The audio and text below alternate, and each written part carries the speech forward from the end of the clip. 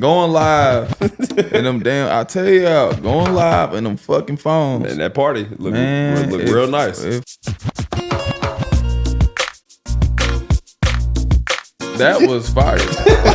But they trying to say the pink, the pink candy. They trying to put that Diddy out there.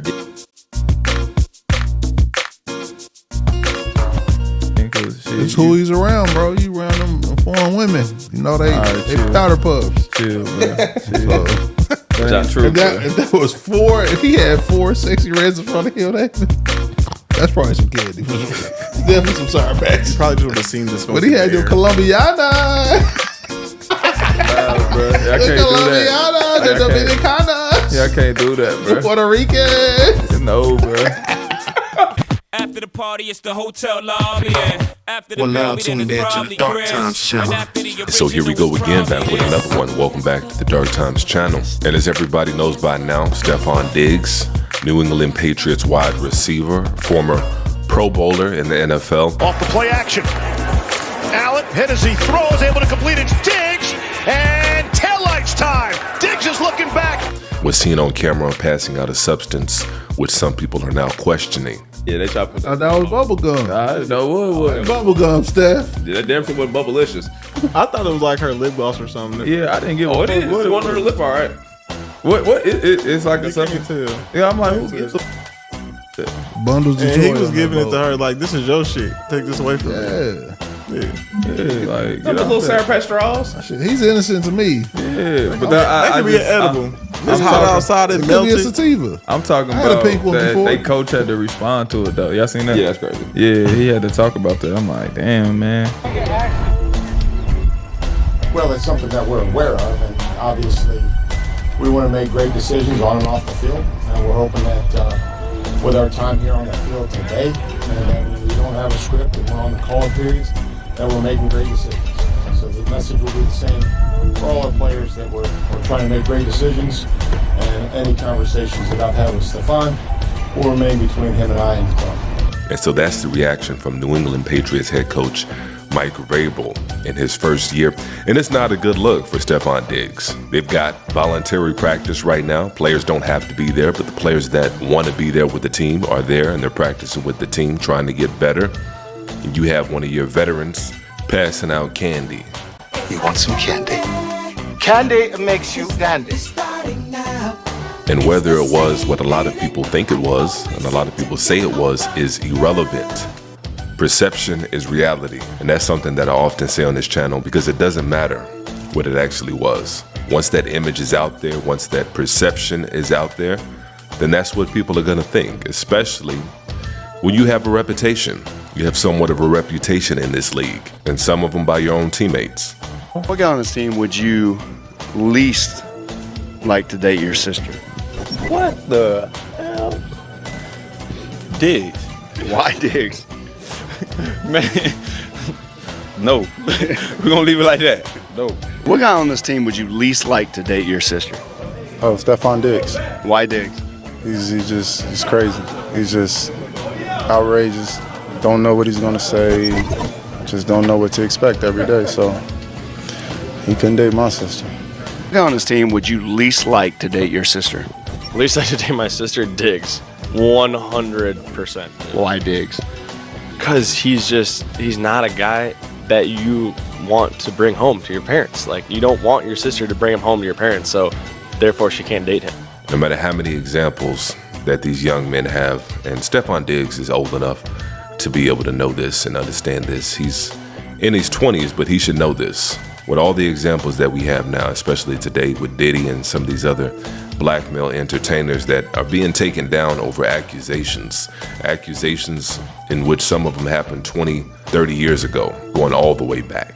And so you should know that you have to move a certain way, and you can't move like some of your other counterparts move, because everything that you do is not only going to be magnified, it's going to be amplified. And because of that, you have a lot of organizations out there, and in particular the New England Patriots, that may not want to deal with it. They may not want to deal with the fallout of it. Especially you have a new coach, a first-year head coach in Mike Vrabel, that's trying to set an example. He's trying to establish a culture, the same culture that the Patriots had under Belichick.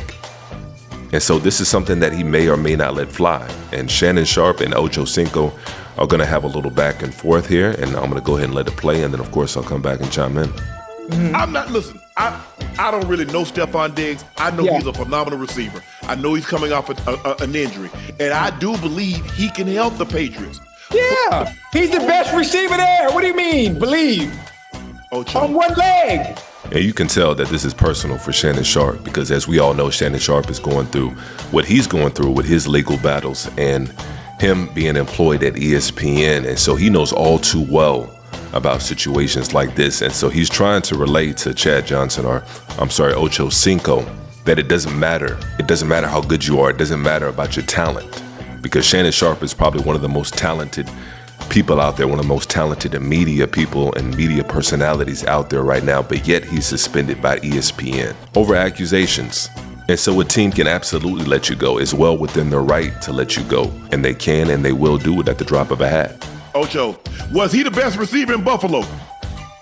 Yeah. And they let him go. He was one of the best receivers in Houston. And they let him go. Yes. But Nico Collins was that boy. Nico Collins damn near top 5. But go ahead. Let me ask you a question. Was Tyreek Hill the best receiver in Kansas City? Hell yeah. Was Randy Moss the best receiver in Minnesota, in Oakland, in New England? Was T.O. the best receiver in San Francisco? Was he the best receiver in Philly? Was he the best receiver in Dallas? Yeah. You see where I'm going with this? Yes. Okay. I see you going. Okay. But also, everybody doesn't have to move like a goddamn robot. It's the off season. He's on the boat. Okay. No, everybody don't want to fucking live like that. Okay. That's fucking boring. And I thought this was a good back and forth between two former athletes right here, because to me, this conversation displays the duality in two different mindsets. You have one former athlete who seems to get it, he understands it, but yet somebody like Shannon Sharpe can still get caught slipping. He can still get caught with his guard down.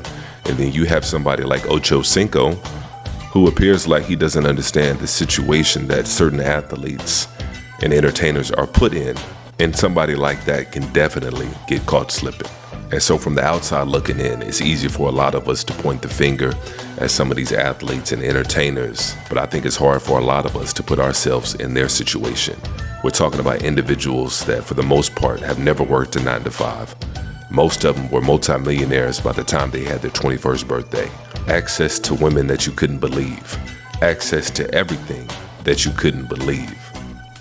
And especially in this day and age with social media, I think it's hard for a lot of them to even fathom how they're actually viewed and the lens in which they're actually viewed under.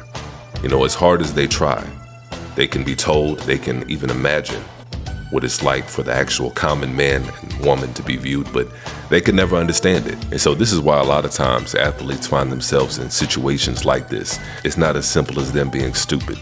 Maybe sometimes it is, but for the most part, it's just their false sense of reality. And that's what it comes down to. But that's my take on it anyways. Make sure you guys go ahead and try to keep that conversation going on down below, as y'all usually do. And if you haven't done so, go ahead and hit that like button for me one time. And as usual, peace and chaos.